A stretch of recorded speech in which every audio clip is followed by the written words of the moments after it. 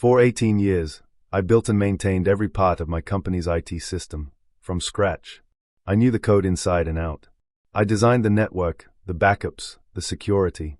I made things run so smoothly, management forgot just how much they depended on me. Then one day, they called me into a meeting and told me I was too expensive. They fired me on the spot and replaced me with 3 junior engineers fresh out of college. But 2 weeks later, the system started failing, badly. Tenant payments stopped going through. Maintenance requests disappeared. Their biggest client threatened to leave. And guess what? The team they hired to replace me had no idea how to fix it. Only I did. They begged me to come back, offered me $500 an hour. Even the board got involved. But I'd already moved on. I had a better job, with a better company, one that respected the experience I brought to the table. Please listen to the whole story, subscribe to this channel, and give this story a thumbs up. We can get 3 junior engineers for your salary, he smirked during my termination meeting. Nothing personal. Just cost cutting. My name is Victor Hale. I'm 55 years old, and I was the lead systems engineer at Veltria Housing for 18 years. I built their entire infrastructure from scratch, architected every expansion, and kept everything running so smoothly that the executives forgot how much the company depended on me, until they decided they couldn't afford me anymore. I sat across from Graham Vickers, the new chief technology officer, who'd been with the company for all of 6 months. He was 42, wore designer glasses, and had an MBA from Cornell. He was brought in to modernize operations, which apparently meant cutting the most experienced staff first. The severance package is generous, said Diane from HR, sliding a folder across the table. 2 months' salary, plus your accrued vacation time. I nodded, took the folder, and said, "Thank you." "That's all you have to say?" Graham looked almost disappointed. Maybe he'd expected me to argue or threaten legal action. Give him something to report to the board. Something about how difficult I was being. What would you like me to say?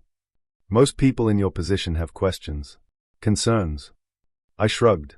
Seems pretty straightforward to me. Graham exchanged glances with Diane, both perplexed by my calm. What they didn't understand was, I wasn't calm. I was just done. There's a difference. Well, we'd appreciate your help with the transition, Graham continued. The new engineering team will need some guidance on the system architecture. Perhaps a consulting arrangement for a few weeks. I'll think about it, I said, knowing I wouldn't. We shook hands. I cleared out my desk without complaint. 18 years of work fit into a single cardboard box. I nodded goodbye to a few colleagues. Some looked away, afraid the same fate awaited them. As I walked to my truck in the parking garage, my phone buzzed. A text from Alan, the database administrator I'd hired 12 years ago. "This is Vic. The whole team's freaking out." I didn't respond. At home, I sat on my deck overlooking Lake Ontario, nursing a glass of bourbon and watching the sunset paint the water copper. My wife Elaine placed a hand on my shoulder. "What will you do now?" I shrugged. "Something will turn up." What Graham didn't know, what he hadn't bothered to learn, was that I hadn't just built their systems. I had custom-coded large sections myself, with minimal documentation, because the company had always refused to fund a proper documentation team. Only I understood the deep redundancies, the hidden security layers, the intricate network architecture. And I wasn't planning to explain it to anyone now. "Victor, I heard about your situation at Veltria. We've always admired your work from afar. Would you be interested in discussing opportunities with us? We're looking to upgrade our entire property management infrastructure." I replied and set up a meeting for the following day. That evening, as Elaine and I were preparing dinner, my doorbell rang. Graham Vickers stood on my porch, his designer glasses slightly askew, his normally immaculate suit wrinkled. "Victor, I apologize for dropping by unannounced, but we have an emergency situation. The entire system is down. Nothing is working. The team can't figure out what's wrong or how to fix it." I leaned against the doorframe.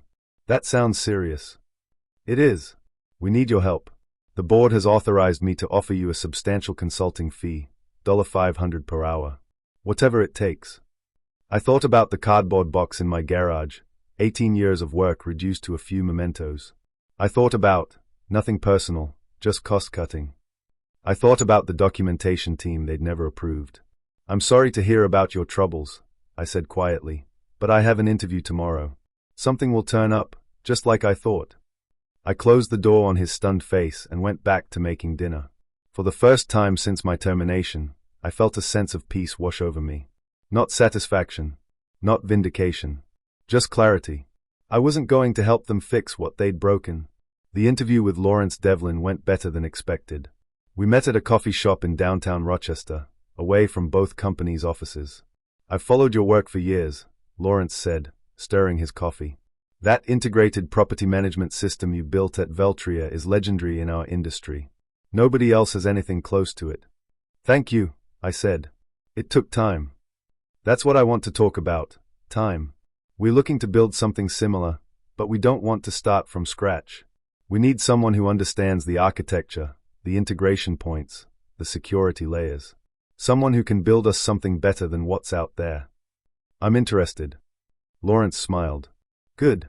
Because I'm prepared to offer you the position of Chief Systems Architect, full benefits, stock options, and a salary 20% higher than what you were making at Veltria." It was a good offer. Too good, almost. "Why me?" I asked. "There are younger engineers out there, cheaper ones." Lawrence laughed. "You sound like your former employer. We tried that route, hired 3 bright young engineers from top schools. They built us something sleek and modern that crashes every time we get more than 100 simultaneous users. We don't need cheap. We need reliable." I accepted the offer the next day. Meanwhile, Veltria's problems were escalating. Alan kept me updated through occasional texts. The system had been partially restored, but critical functions were still failing. They'd brought in an expensive consulting firm that specialized in legacy system recovery. A week after I started at Devlin, Graham called again. "Victor, please, this is getting serious. We've lost access to payment records for the past 3 months. Tenants are complaining about incorrect charges. The consulting team says they need your input on the database structure." I was tempted to ignore it, but something made me pick up.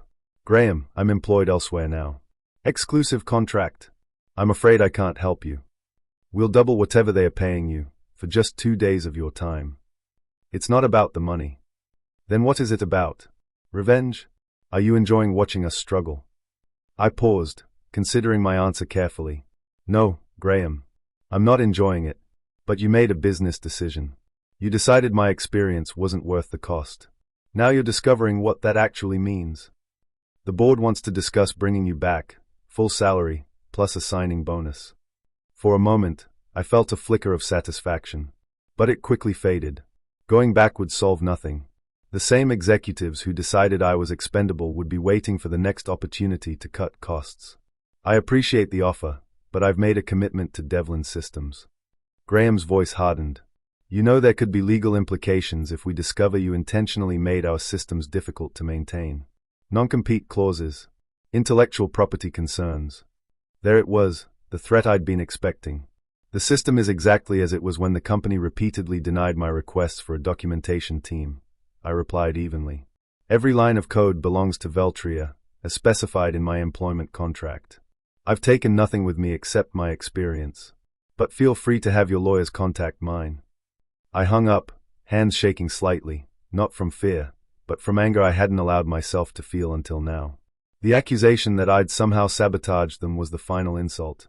At Devlin, I was starting fresh, building systems properly from the ground up, with full documentation, training programs for the engineering team, and redundancies that would prevent the kind of catastrophe Veltria was experiencing. I wasn't going to look back anymore. But I wasn't going to help them, either. Some lessons had to be learned the hard way. A month after joining Devlin Systems, I received an unexpected visitor in my new office. Alan, my former database administrator, stood awkwardly in the doorway, holding a laptop bag. "Got time for lunch?" he asked. Over sandwiches at a nearby deli, Alan filled me in on the chaos at Veltria. "It's worse than you think," he said, lowering his voice despite the noisy lunchtime crowd. "They've lost access to historical data going back 3 years. The backup systems are corrupted somehow. The consulting firm is saying they might need to rebuild from scratch." I wasn't surprised. The backup system had multiple redundancies and security protocols that needed to be followed precisely. Skip one step, and the entire process would fail, in a way designed to protect tenant data from unauthorized access. "That's not all," Alan continued. I found something when I was trying to help the consultants understand the payment processing system. Graham had been planning my termination for months. He'd been meeting with the board, convincing them that my custom infrastructure was too expensive to maintain. How do you know this? I asked. Alan pulled out his laptop and showed me a series of emails he discovered in the system archives, emails between Graham and the board discussing the legacy staff reduction plan, and specifically naming me as the first target. He told them they could replace you with cheaper engineers and transition to off-the-shelf solutions within 6 months, Alan said. He projected cost savings of over $1 million annually. I read through the emails, feeling a strange detachment. One line from Graham stood out. Hale's custom systems are unnecessarily complex. He's made himself indispensable by design, not necessity. There's more, Alan said. The private equity firm that owns Veltria is planning to sell. They've been prepping for this for over a year. Graham was brought in specifically to cut costs and make the company look more profitable before the sale. Now it all made sense. The push for standardization, the resistance to proper documentation, the sudden focus on reducing senior staff costs. It wasn't about improving the company. It was about dressing it up for a quick flip. Why are you showing me this? I asked. Alan closed his laptop. Because I quit yesterday. And I'm not the only one. Half. The IT department has left. The consultants are estimating at least 6 months to restore full functionality, maybe longer. He hesitated. And because of that, Veltria's biggest client, Westbrook Properties, is considering jumping ship. They've lost faith in the management system. I thought about the implications. Westbrook represented nearly 30% of Veltria's revenue. Losing them would be devastating, especially with a sale pending. What will you do now? I asked. Alan grinned. Actually, I was hoping Devlin might be hiring database administrators. Later that afternoon, I spoke with Lawrence about bringing Alan on board. He agreed immediately. We were building a team, brick by brick, with people who understood what it meant to create systems that lasted. That evening, I received another call from Graham. This time, his voice had lost its authoritative edge. Victor, please. The situation is critical. Westbrook is threatening to terminate their contract. The board is questioning my decisions. We need your help. I'm sorry, Graham. I can't help you. Name your price, anything. It's not about price. It's about respect, for experience, for the work that goes into building something right the first time. The line was silent for a moment. You knew this would happen, he said finally. You knew exactly what would break and when. No, Graham. I just knew what I had built and what it took to maintain it, information I tried to share many times. I ended the call feeling neither triumph nor regret, just the quiet certainty that some lessons can only be learned through failure. The opportunity came faster than I expected. 2 months into my role at Devlin Systems, Lawrence called me into his office. I just got off the phone with Jeffrey Westbrook, he said, referring to the CEO of Westbrook Properties. They are officially terminating their contract with Veltria next month. They want to know if we can handle their portfolio. Westbrook Properties managed over 10,000 units across the Northeast. It would more than double Devlin's current operations. We're not ready for that kind of scale, I admitted. The new system is coming along, but it's only halfway there. Lawrence leaned forward. What would it take to get ready, if we had to? I thought about it. 3 more senior engineers, dedicated server infrastructure, and at least 8 weeks of development time. Even then, it would be tight. Jeffrey's desperate. Veltria's failures are affecting their reputation with tenants. He's willing to give us 12 weeks and fund the infrastructure expansion. This was the moment. The turning point. If Devlin took on Westbrook and succeeded, it would establish us as a serious competitor in the industry. If we failed, it could sink both companies. Let me think about the architecture, I said. I'll drop a plan by tomorrow. That night, I barely slept. I sketched system diagrams, mapped data migration pathways, considered scaling challenges. By morning, I had a plan, ambitious but achievable. A hybrid approach that would let us onboard Westbrook's properties in stages, minimizing disruption. When I presented it to Lawrence, he studied it carefully. This is solid, he said finally. But I notice you've included a substantial documentation phase. That adds 3 weeks to the timeline. It's non-negotiable, I replied. That's where Veltria failed. We document everything from day one. We train the team on every component. No single points of failure. Lawrence nodded. I'll take your word for it. Let's move forward. The next weeks were intense. We hired 5 more engineers, including 2 who had recently left Veltria. Alan built a database migration tool that could translate Veltria's data structure into our new system. I designed a modular architecture that could scale with Westbrook's needs. Halfway through the project, I received an email from Justin Bayou, the former owner's son who still sat on Veltria's board. Victor, I want to apologize for how things ended. The board was misled about the implications of letting you go. Graham has been removed as CTO. We're struggling to recover, and Westbrook's departure will hit us hard. If you're ever interested in coming back, the door is open. I didn't respond. 10 weeks into our 12-week timeline, we were ready for a staged rollout. Westbrook's smallest region, comprising 2,000 units in western New York, would migrate first. If successful, the remaining regions would follow. The day before the migration, Lawrence called me into his office again. A familiar face was waiting. Jeffrey Westbrook himself. "So, you're the system architect," Jeffrey said, standing to shake my hand. "Lawrence has told me a lot about you." "All good, I hope." Jeffrey smiled. "He says you've built us something that won't break down every time we add a new property, something that will grow with us." "That's the plan." "I also hear you used to work for Veltria." I nodded, unsure where he was going with this. "They're in trouble, you know. The private equity firm is trying to sell, but with Westbrook leaving and their system still not fully functional, they are not finding many interested buyers." He paused. "Except one." "Who's that?" I asked, though I suspected the answer. "Devlin Systems," Lawrence said. "We're considering making an offer, at a substantial discount to what they were valued at 6 months ago." I looked between them, processing the implications. "If that happens," Jeffrey continued, "we'd want someone who understands both companies to lead the integration. Someone who could salvage what's valuable from Veltria's infrastructure while transitioning everything to your new architecture." "Are you asking if I'd be willing to work on that?" I clarified. Lawrence nodded. "Only if the acquisition goes through. And only if you're comfortable with it." I thought about the irony. The system I'd built. The people I'd trained. The company that had discarded me. All potentially coming back under my direction. "I'd be willing," I said finally. "But I have one condition. We do it right. Full documentation. Proper training. No shortcuts." "Agreed," Lawrence said. "We've learned that lesson." As I walked back to my office, I felt no vindication. No desire for revenge.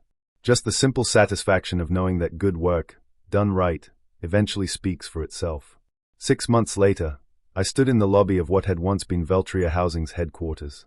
The sign now read, "Devlin Integrated Property Management." The acquisition had gone through, for less than a quarter of what the company had been valued at before my departure.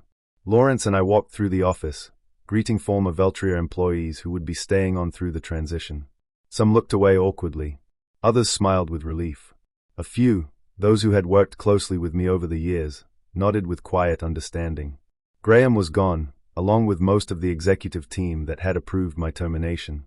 Justin Bayou had stayed on as a consultant, helping ease the transition with legacy clients. When we reached the server room, my old domain, I paused. Through the glass, I could see the hardware I'd specified, the blinking lights of systems I'd designed. "Want to go in?" Lawrence asked. "No need," I replied. "We'll be migrating everything to the new infrastructure anyway." In the main conference room, the remaining Veltria staff had gathered for the announcement. Lawrence introduced me as the Chief Integration Officer who would be overseeing the technical transition. "Many of you already know Victor," he said. "He built the original systems that ran this company for nearly 2 decades. Now, he'll be guiding us through the integration of both companies' technologies into something better than either had before." As I looked out at the faces, some familiar, some new, I felt no triumph, no desire to say, "I told you so." What would be the point? Instead, I spoke briefly about the transition plan, the timeline, the support that would be available to everyone during the process. I emphasized that no one would be left behind due to cost-cutting measures. The irony wasn't lost on anyone in the room. 1 year after the acquisition, Devlin Integrated Property Management had become the largest property management company in the Northeast.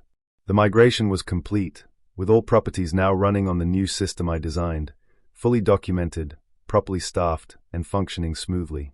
On a crisp autumn morning, I drove to the office for a final meeting with Lawrence. The leaves along Lake Ontario had turned brilliant shades of red and gold, a fitting backdrop for the conclusion of this chapter. The board approved your proposal, Lawrence said as soon as I sat down. The Technical Education Division will launch next quarter.